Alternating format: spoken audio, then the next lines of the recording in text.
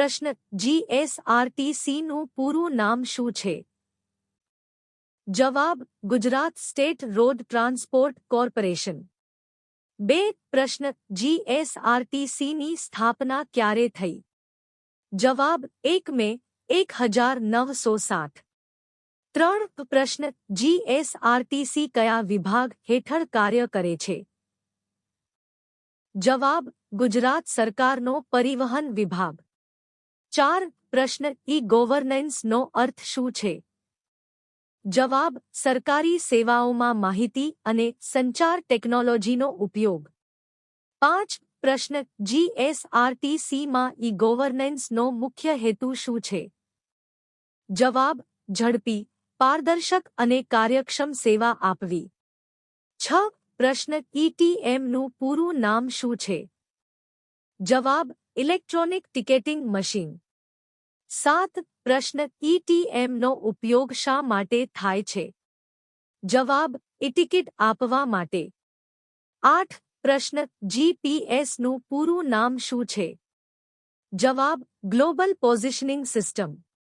9. પ્રશ્ન જીપીએસનો ઉપયોગ શા માટે થાય છે? જવાબ બસનું જીવંત સ્થાન જાણવા. 10. પ્રશ્ન પીઆઈએસનું પૂરું નામ શું છે?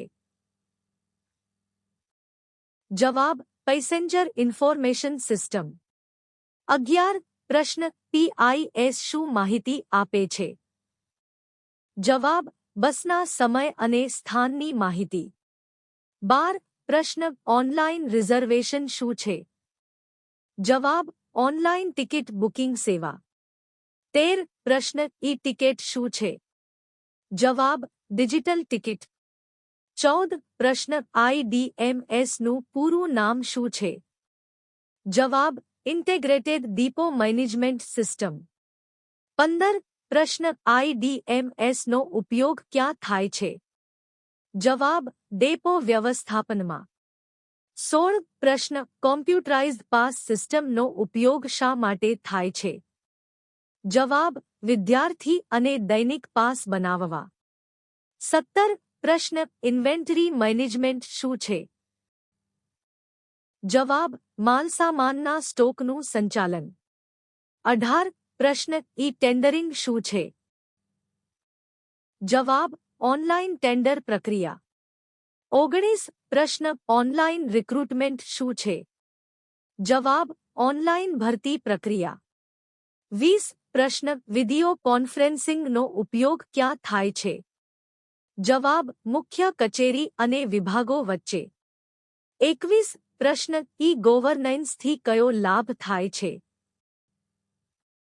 જવાબ પારદર્શિતા વધે છે. 22. પ્રશ્ન ઈ-ગવર્નન્સથી કયો ખર્ચ ઘટે છે? જવાબ કાગળનો ખર્ચ. 23. પ્રશ્ન ઈટીએમથી કઈ ભૂલ ઓછી થાય છે? જવાબ ટિકિટિંગમાં માનવીય ભૂલ.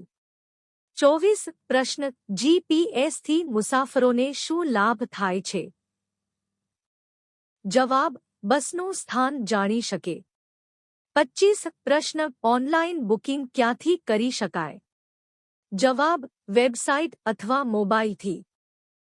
26. પ્રશ્ન ઈ-ગવર્નન્સનું મુખ્ય સાધન શું છે? જવાબ આઈસીટી ઇન્ફોર્મેશન કમ્યુનિકેશન ટેકનોલોજી.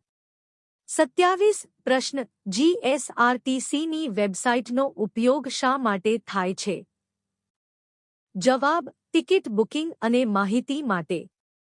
28. પ્રશ્ન ઈ-ટિકિટ કયા સ્વરૂપમાં મળે છે?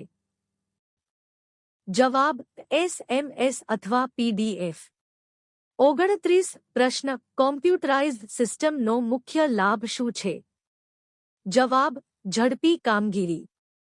30. પ્રશ્ન ઈ-ગવર્નન્સથી કઈ પ્રક્રિયા સરળ બને છે? જવાબ વહીવટી પ્રક્રિયા. 31. પ્રશ્ન ઈટીએમથી આવકનો હિસાબ કેવો બને છે? જવાબ ચોક્કસ. 32. પ્રશ્ન જીપીએસ દ્વારા શું મોનિટર થાય છે? જવાબ બસની હિલચાલ. 33. પ્રશ્ન ઓનલાઇન પાસ કોના માટે ઉપયોગી છે? જવાબ વિદ્યાર્થીઓ અને નિયમિત મુસાફરો. 34 પ્રશ્ન ઈ ગોવર્નન્સથી કયો સમય બચે છે?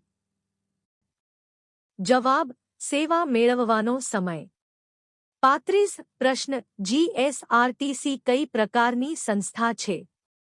જવાબ જાહેર પરિવહન નિગમ. 36 પ્રશ્ન કોમ્પ્યુટરાઇઝ્ડ ઇન્વેન્ટરીનો લાભ શું છે? જવાબ સ્ટોકનું યોગ્ય સંચાલન. 37 પ્રશ્ન ઈ ટેન્ડરિંગથી શું વધે છે? જવાબ પારદર્શિતા. 38 પ્રશ્ન ઓનલાઇન રિક્રુટમેન્ટથી શું સરળ બને છે? જવાબ ભરતી પ્રક્રિયા. 39 પ્રશ્ન પીઆઈએસ કોના માટે ઉપયોગી છે? જવાબ મુસાફરો માટે. 40 પ્રશ્ન જીપીએસ વગર શું મુશ્કેલી થાય? જવાબ બસનું સ્થાન જાણી શકાતું નથી. 41 પ્રશ્ન ઈ ગોવર્નન્સનો મુખ્ય હેતુ શું છે? જવાબ સારી જાહેર સેવા. 42 પ્રશ્ન જીએસઆરટીસીની ઓનલાઇન સર્વિસનો મુખ્ય લાભ શું છે? જવાબ ઘરે બેઠા સેવા મળે. 43 પ્રશ્ન ઈટીએમથી કઈ વસ્તુ પ્રિન્ટ થાય છે? જવાબ ટિકિટ. 44 પ્રશ્ન ડિજિટલ પેમેન્ટ ક્યાં ઉપયોગી છે? જવાબ ઓનલાઇન ટિકિટ બુકિંગમાં. 45 પ્રશ્ન જીએસઆરટીસીની ઈ ગોવર્નન્સ સેવા કોના માટે છે? જવાબ મુસાફરો અને કર્મચારીઓ બંને માટે. 46 પ્રશ્ન ઓનલાઇન રિઝર્વેશનનો મુખ્ય ફાયદો શું છે? જવાબ લાંબી લાઇનમાં ઊભા રહેવું પડતું નથી. 47 પ્રશ્ન ઈ ગોવર્નન્સથી કઈ ગુણવત્તા વધે છે? જવાબ કાર્યક્ષમતા. 48 પ્રશ્ન જીએસઆરટીસીની ઈ ગોવર્નન્સ સેવા કયા યુગની ઓળખ છે? જવાબ ડિજિટલ યુગ. 49 પ્રશ્ન ઈ ગોવર્નન્સથી ભ્રષ્ટાચાર પર શું અસર થાય છે? જવાબ ઘટાડો થાય છે. 50 પ્રશ્ન જીએસઆરટીસી ઈ ગોવર્નન્સનો મુખ્ય સૂત્ર શું છે? જવાબ ઝડપી, પારદર્શક અને ડિજિટલ સેવા. વિડિયો ગમ્યો હોય તો લાઇક, શેર અને ગુજુ જ્ઞાન શોર્ટ્સને સબસ્ક્રાઇબ કરો.